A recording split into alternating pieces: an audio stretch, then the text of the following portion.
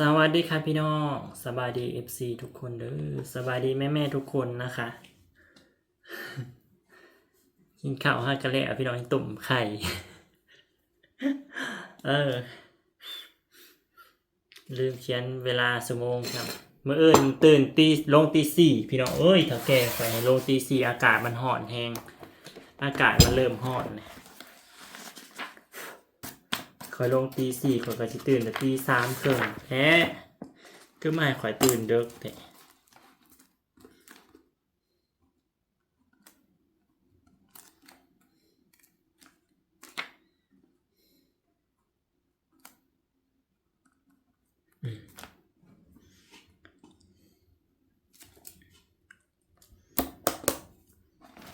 พี่น้องมีคอมเมนต์มาบอกเศร้าเอื้อเนาะถามไหมว่าคอมเมนต์บอกถาม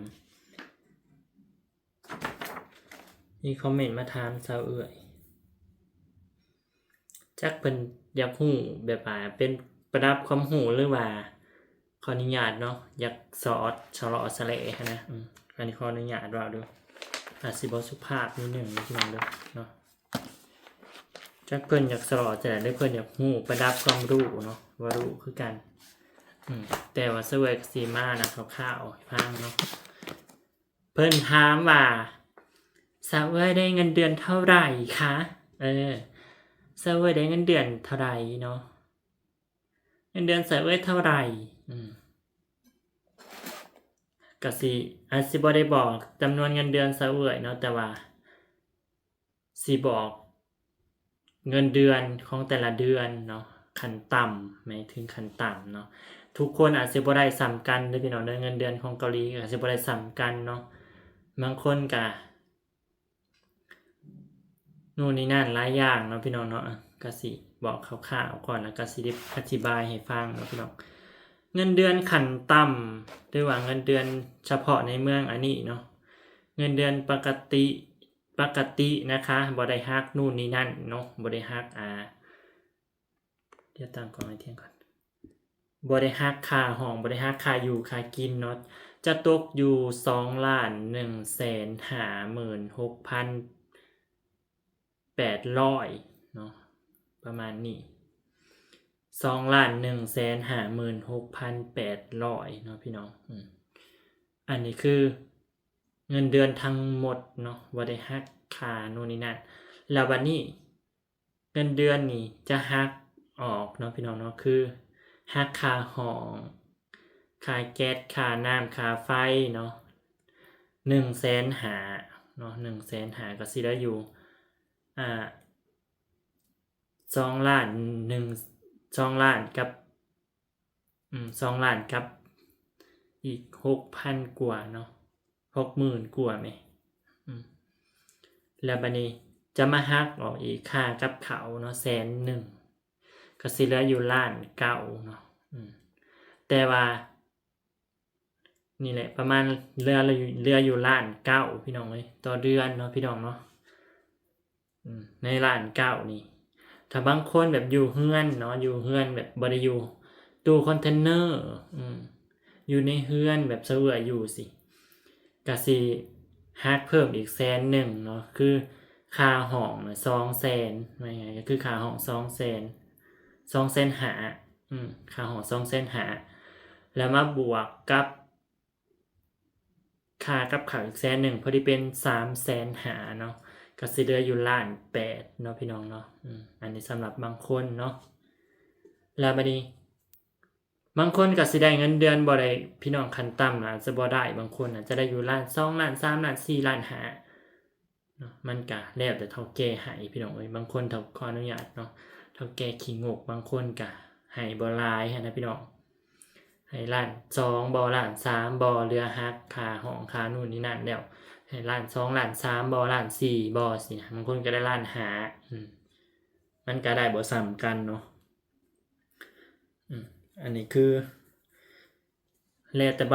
บุคคลเนาะแล้วแต่บางคนอาจสิบ่ได้ซ้ำกันเนาะพี่น้องเนาะ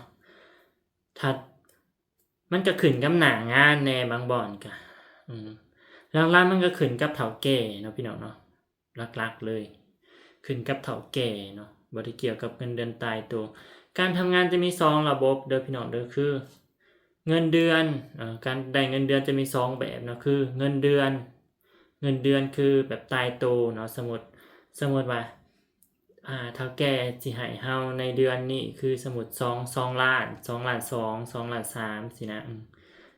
คือแบบสมมุติเนาะอันนี้คือ2ล้านสิอันนี้คือเงินเดือนตายตัว2ล้านเนาะพี่น้องหลังจากหักค่าห้องค่าน้ำค่าไฟค่ากับข้าวแล้วก็สิเหลือ2ล้านสิประมาณนี้หรือว่า2ล้าน2 2ล้าน3มันก็แล้วแต่เฒ่าแก่ให้เนาะแล้วบัดนี้อีกระบบหนึ่งก็คือเฮ็ดเป็นชั่วโมงเนาะพี่น้องเนาะคือบางคนก็เฮ็ดเป็นชั่วโมงหลายเป็นชั่วโมงอย่างเช่นมื้อหนึ่งเฮ็ดจักชั่วโมงแล้วก็มี OT จักชั่วโมงสิประมาณนี้นะบางคนก็เฮ็ดเป็นชั่วโมงก็สิได้หลายแน่เนาะเดือนละ2ล้าน5อัพเนาะหรือว่า3ล้านสิแล้วแต่ชั่วโมงที่เฮ็ดคือเซาเอื้อยนี่บ่ได้เฮ็ดเป็นชั่วโมงเนาะเซาเฮ็ดเป็นเงินเดือนเนาะพี่น้องอีกอย่างก็เซาเอื้อยบ่ได้เฮ็ดหลายชั่วโมงเฉลี่ยก็คือมื้อละ7ชั่วโมงเนาะ7ชั่วโมงก็คือเวลาตายตัวของการเฮ็ดเวียกเนาะพี่น้องเนาะก็คือเฉลี่ยกับเงินเดือนนั่นแหละ7ชั่วโมงแต่บางคนบัดนี้บางคนก็เฮ็ดแบบเป็นเดือนคือกันแต่ว่าเฮ็ดหลายชั่วโมงคือมื้อละ10กว่าชั่วโมงเนาะอาจสิได้ล้าน9คือกันล้าน8คือกันพี่น้องเพราะว่ามันขึ้นกับเฒ่าแก่ให้หั้นนะแต่บางคนเฮ็ดเป็นชั่วโมงคือสมมุติเนาะเฉลี่ยมื้อละ7ชั่วโมงแต่ว่าเฮ็ดเกินไปประมาณ10ชั่วโมง11ชั่วโมง12ชั่วโมงเหลือจาก7ชั่วโมงหรือว่าเหลือจาก8ชั่วโมงก็4ชั่วโมงที่เหลือสมมุติเฮ็ด12ชั่วโมงเนาะชั่วโมงตายตัวเฉลี่ยชั่วโมงตายตัวก็คือ8ชั่วโมงอันนี้ที่เหลือ4ชั่วโมงก็สิไล่เป็น OT ไปสินะก็สิได้บวกกันไปเป็น OT เนาะบวกกันไปเป็น OT คือ OT ก็แล้วแต่เฒ่าแก่สิให้คือกันที่จริงปกติ1ชั่วโมงน่ะจะได้อยู่ 13,000 กว่าวอนเนาะพี่น้องเนาะ4ชั่วโมงก็สิประมาณอยู่5,000ซะ50,000เนาะไล่50,000ซะ4ชั่วโมงไล่50,000เนาะพี่น้องแล้วบัดนี้มันก็ขึ้นกับหน้างานอีกเนาะแล้วแต่เนาะพี่น้องก็บ่ช่วยก็สิบ่ได้บอกรายละเอียดคักเนาะก็คือเฉลี่ยคือสรุปเงินเดือนตายตัวก็คือล้าน9เนาะพี่น้องเนาะตายตัวสุดๆล้าน9ถ้าแบบเช่าเฮือนแบบนี้ก็คือล้าน8เนาะพี่น้องเนาะแต่บอกเกี่ยวกับกรณีเงินเดือนเสอื้อยเนาะห้องเสอื้อยจะบ่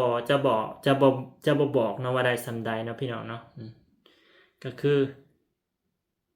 นั่นแหละเฉลี่ยคือสรุปให้ฟังก็คือเงินเดือนตายตัวก็คือล้าน9เนาะห้องเฒ่าเอื้อยเป็นกรณีแยกเด้อพี่น้องเด้อจะบ่บอกเนาะพี่น้องขออภัยหลายๆนะบางคนอยากฮู้เงินเดือนเสอื้อยส่ำใดบ่ฮู้บ่บอกเนาะพี่น้องเนาะคือ1คือบอกไปบางคนก็สิแบบอิจฉาสิบางคนก็อิจฉาตาร้อนนั่นอ้าวข้อยคือบ่ได้ส่ำนั้นส่ำนี้อิจฉาได้หาเรื่องนู่นนี่นั่นบางคนน่ะนะ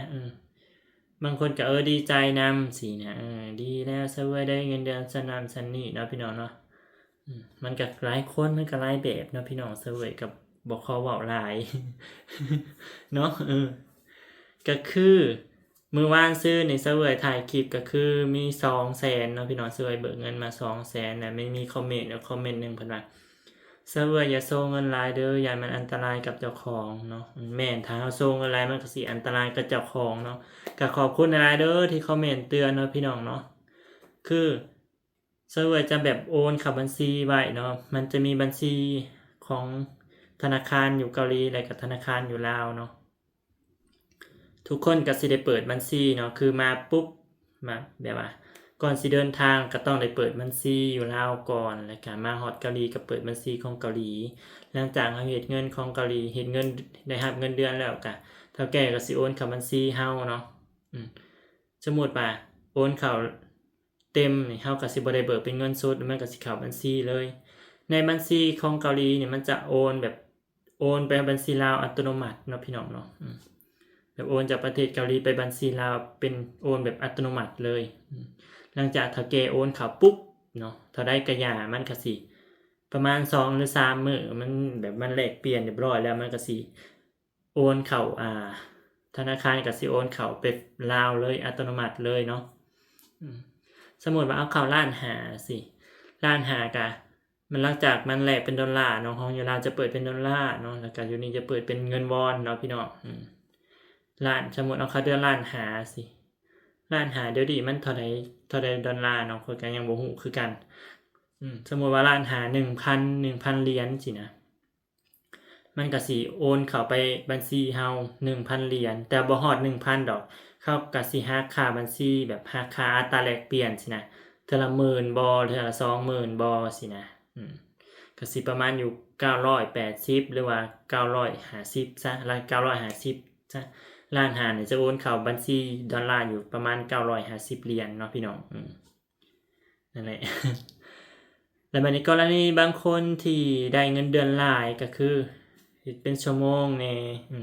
บางคนเฮ็ดเป็นเดือนก็ได้หลายบางคนก็ได้2 ล้าน 2 ล้าน 3บ่ได้พี่น้องแต่บางบ่อนเฒ่าแก่ดีก็ให้2 ล้าน5อัพก็มีเนาะแล้วก็บวกค่ากับข้าวไปอีก200,000 หรือ 200,000 หรือว่าให้ OT ให้ติปเนาะบางคนก็ได้ติปหลายสินะบางคนได้ติปหลายก็บวกกันไปจังนะ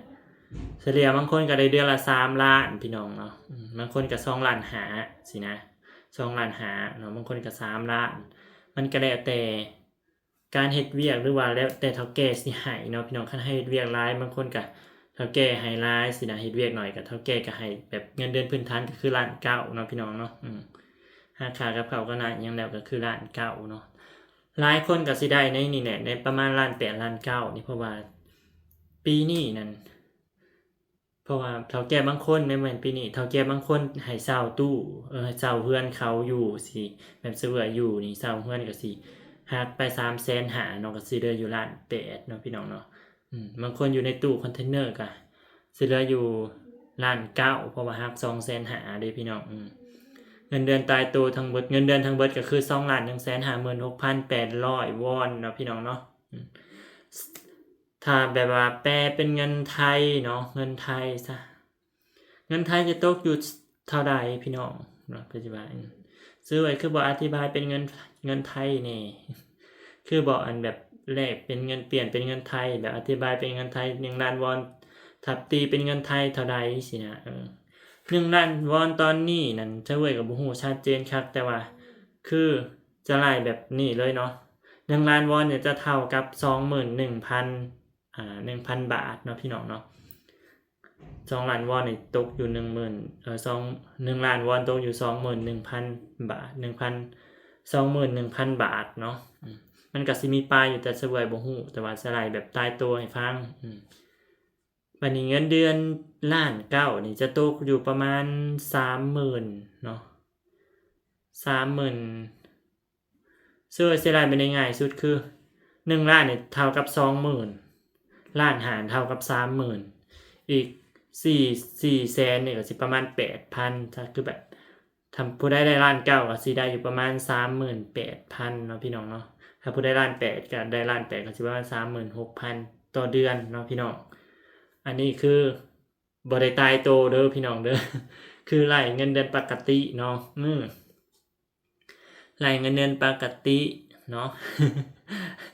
บางคนก็สิงงก็ขออภัยหลายๆอธิบายบ่ละเอียดปานใดเด้อพี่น้องเสวยก็ตามความเข้าใจเนาะตามความเข้าใจของสาวเอ๋ยนะในจุดเงินเดือนตัวนี้เนาะพี่น้องเนาะอาจสิบ่ได้ว่าเป็นภาษาไทยเด้อพี่น้องหรือว่าเป็นภาษาลาวเฮาบางคนก็สิบ่เข้าใจก็ขออภัยหลายๆเด้อพี่น้องเด้อแล้วได้ก็พยายามแปลเอาเด้อพี่น้องเนาะก็คือเฉลี่ยเป็นเงินไทยก็ประมาณอยู่ 30,000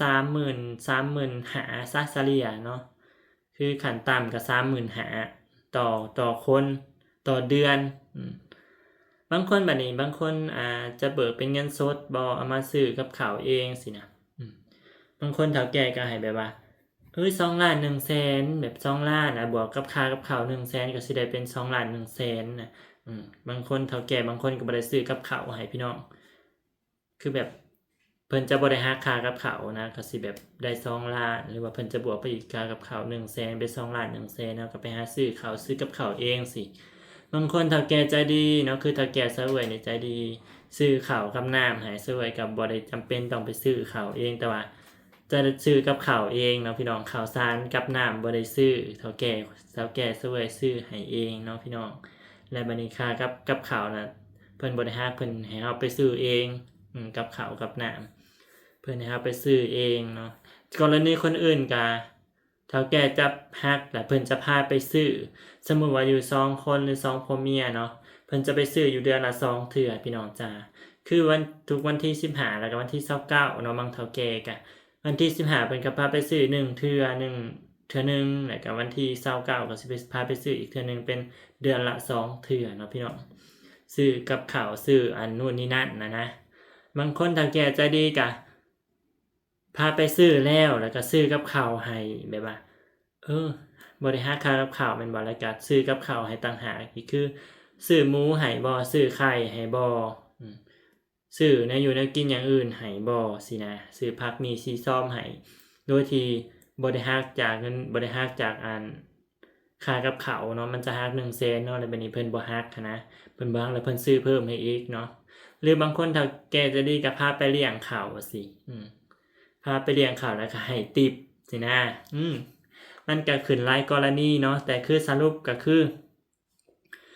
ปเงินเดือนก็คือล้านเก้าเนาะเงินเดือนตายตัวสำหรับเมืองอันนี้เนาะเมืองที่เสวยอยู่นี่เมืองอื่นก็จะซ้ำกันหรือจังได๋เสวยบ่ฮู้ชัดเนาะอันนี้คือเฉพาะเมืองที่เสวยอยู่เนาะเมืองอื่นเสวยจะบ่เว้าเพราะว่าเสวยบ่ฮู้เนาะเสวยบ่ฮู้ก็สิบ่ได้เว้าให้ฟังเนาะแล้วบัดนี้บางคนถามเสวยเงินเดือนเท่าใดก็คือขอบ่ตอบเนาะขอบ่ตอบในจุดนี้เนาะขออภัยหลายๆเนาะพี่น้องก็คือรับรู้ไว้เลยว่าเงินเดือนเสวยน่ะก็สิขั้นต่ำอันใดพี่น้องเนาะคือแบบขั้นต่ำซะแต่ตัวจริงได้สำาใดเสวยบ่ขอบอกเนาะก็คือขั้นต่ำหั่นแหละขั้นต่ำก็คือ1,800,000หรือ1,900,000ก็อยู่ในนั้นแหละหรือว่า1,500,000ซะบางคนก็ได้1,500,000สิเนาะแต่บ่ว่าตรงๆบ่ว่าว่าเสวยได้ส่ำใดเนาะเงินเดือนเสวยก็คืออธิบายฟังน่าจะละเอียดแล้วเนาะพี่น้องเนาะถ้าบ่ละเอียดหยังก็ขออภัยหลายๆเด้อพี่น้องเด้อสำหรับเงินเดือนของประเทศเกาหลีเฉพาะตอนนี้เนาะเงินเดือนของแต่ละคนก็บ่คือกันคือว่าบางคนก็ได้1,800,000 1,900,000 2,000,000 2,100,000 2,200,000 2,300,000หรือ2,500,000หรือบางคนก็ได้3,400,000มันก็แล้วแต่เฒ่าแก่แล้วก็แล้วแต่หน้างานที่เฮาเฮ็ดบางคนเฮ็ดเวียกหนักก็ได้หลายบางคนเฮ็ดเวียกหนักก็ได้น้อยสินะมันก็ขึ้นกับเฒ่าแก่หลักๆก็คือเฒ่าแก่นั่นแหละพี่น้องเนาะเฒ่าแก่ใจดีก็เพิ่มให้เฒ่าแก่ใจดีก็ไล่ OT ให้สิเฒ่าแก่บางคนก็ขี้งกก็เฮ็ดเวียกจน11-12 ชั่วโมงก็ได้แค่1,800,000สินะ1,800,000 1,900,000บางคนเฒ่าแก่ใจดีก็เฮ็ดเวียก11-12 ชั่วโมงก็ได้2,200,000 2,300,000หรือ2,500,000สินะบางคนเฮ็ดเป็นชั่วโมงถ้าเฮ็ดแบบนั้นก็สิประมาณ3,000,000อัปเนาะพี่น้องหรือ2,500,000อัปเนาะมันก็ขึ้นกับบุคคลแน่แล้วก็เวลาแล้วแต่เฮาเลือกนะคันเฮ็ดเป็นเงินเดือนก็สิได้ขั้นต่ำบางคนเฮ็ดเป็นเวลาก็เฮ็ดบ่ได้หลายชั่วโมงก็คือเพิ่นจะเฉลี่ยให้มื้อละ7ชั่วโมงหรือว่ามื้อละ8ชั่วโมงแต่บางคนเฮ็ด2-3ชั่วโมงต่อมื้อเนาะเดือนหนึ่งก็จะได้อยู่1,900,000คือกันเนาะบางคนคือเฉลี่ยคือแบบสรุปก็คือเฮ็ดให้ได้อยู่ประมาณ200กว่าชั่วโมง200ชั่วโมง210ชั่วโมงหรือ220ชั่วโมงต่อเดือนเนาะขั้นต่ำหั้นนะขั้นต่ำ220ชั่วโมงบ่ประมาณนี้เนี่ยเสวยก็บ่จื้อคือกันเหลือ220ชั่วโมงก็สิกลายเป็น OT บางคนก็เฮ็ด250ชั่วโมงบ่230 210 220 230 240 250ต่อเดือนนั่นน่ะก็จะบวกเป็น OT ไปเนาะบางคนเฮ็ดเป็นชั่วโมงอันนี้หลังจากเหลือ220ชั่วโมงเนาะก็สิบอก230 240 250ขึ้นไป30ชั่วโมงก็สิได้เป็น OT สินะแต่บางคนบัดนี้เฮ็ดเวียกบ่ฮอด200ชั่วโมงเฮ็ดเวียกแค่เดือนละ100ชั่วโมงหรือว่า120หรือ130ก็สิได้เงินเดือนขั้นต่ำตัวนี้เนาะตัว1,800,000หรือว่า1,900,000นี่บางคนก็สิเฮ็ดประมาณ300ชั่วโมงก็บางคนก็ไล่เฒ่าแก่บางคนก็ไล่แค่1,900,000ให้แต่1,900,000สินะบางคนเฒ่าแก่บางคนเนาะบัดนี้ติดก็บ่ให้พาไปเลี้ยงข้าวก็บ่พาไปสิมันก็ขึ้นกับเฒ่าแก่แน่แล้วก็ขึ้นกับ เฮาเลือกนี่เฮาสิเฮ็ดเป็นเดือนบ่หรือเฮ็ดเป็นเวลาหรือเฮ็ดเป็นชั่วโมงเนาะหรือว่าแนวใดบ่รู้แล้วแต่บางคนเขาเฮ็ดเนาะพี่น้องเสวยก็อธิบายบ่ละเอียดปานใดเด้อตัวนี้จุดนี้เพราะว่าบ่ฮู้เนาะสำหรับเสวยคือเฮ็ดเป็นเงินเดือนเนาะพี่น้องเนาะทุกคนก็สิได้ขั้นต่ำนั่นแหละประมาณ1.8 ล้านหรือ1.9 ล้านเนาะแต่ส่วนน้อยก็สิได้1.3 ล้านบ่1.4 ล้านบ่1.5 ล้านบ่1.5 ล้านวอนเนาะ1.5 แสนวอนเนาะอันนี้เอาเงินสดก็สิโอนเข้าบัญชีก็ประมาณ1.1 ล้านบางคนก็ได้บางคนก็1.5 ล้านเนาะโอนเข้าบัญชีไว้หั้นนะแล้วเอาเงินสดมาไว้ใช้จ่ายหรือว่าเอามาฝากให้ทางบ้านให้พ่อให้แม่ให้ญาติพี่น้องใช้อยู่บ้านสิบางคนก็เบิกในเงินเดือนน่ะมันจะให้เบิกอยู่ขั้นสูงสุดเลยเนาะเดือนละ500,000 วอนเพิ่นจะให้เบิกเดือนละ500,000เนาะพี่น้องบางคนก็เบิกเดือนหนึ่งเต็มเลยสมมุติว่าได้1.8 ล้าน เบิก500,000ก็สิโอนเข้าบัญชี1.3 ล้านเนาะใน500,000ก็สิโอนให้ญาติพี่น้องบ่จัก 2-3 แสนแล้วก็ไว้ใช้เจ้าของแหน่แสน 2 แสนสิประมาณนี้เนาะ อาจจะบ่ละเอียดปานใดเด้อพี่น้องเด้อเนาะก็น่าจะอธิบายให้ฟังประมาณส่ำนี้ขออนุญาตนะว่าแล้วก็น้ำลายปูมปากพี่น้องเอ้ยเป็นยังไงก็คือสรุปแล้วเนาะเงินเดือนตายตัวของเดือนของแต่ละคนจ้ะเงินเดือนตายตัวของแรงงานมหิตเกาหลีก็คือ1.8 ล้าน 5.9 ล้านเนาะพี่น้องตายตัวประมาณนี้นี่ส่วนกรณีของเสือคือบ่อธิบายเด้อพี่น้องเด้อขออภัยหลายๆเนาะนั่นแหละ ก็สิประมาณนี้สำหรับคลิปนี้เนาะพี่น้องเนาะก็ผิดตัวใดขอโทษขออภัยหลายๆพี่น้องเนาะก็สิสรุปให้ฟังประมาณนี้เนาะก็ขอบคุณทุกๆกำลังใจเด้อพี่น้องเด้อแล้วก็ให้ทุกคนสู้กับเวียกกับงานเนาะสู้ๆจักหน่อยก็ได้กลับบางคนก็มาหาเดือน6 เดือน7 เดือน8 เดือนเนาะก็ได้กลับแล้วก็สู้ๆทุกคู่ทุกคนเด้อผู้ใดมาใหม่ก็เดินทางปลอดภัยผู้ใดกำลังกลับก็เดินทางปลอดภัยเนาะขอให้มันมานขอให้ถึกเฒ่าแก่ใจะดีเบิดทุกคู่ทุกคนเนาะพี่น้องสำหรับคลิปนี้ก็จะไว้ส่ำนี้เด้อพี่น้องคลิปหน้าพอกันเด้อจ้าขอบคุณทุกๆกำลังใจนะคะบ๊ายบายอันยอง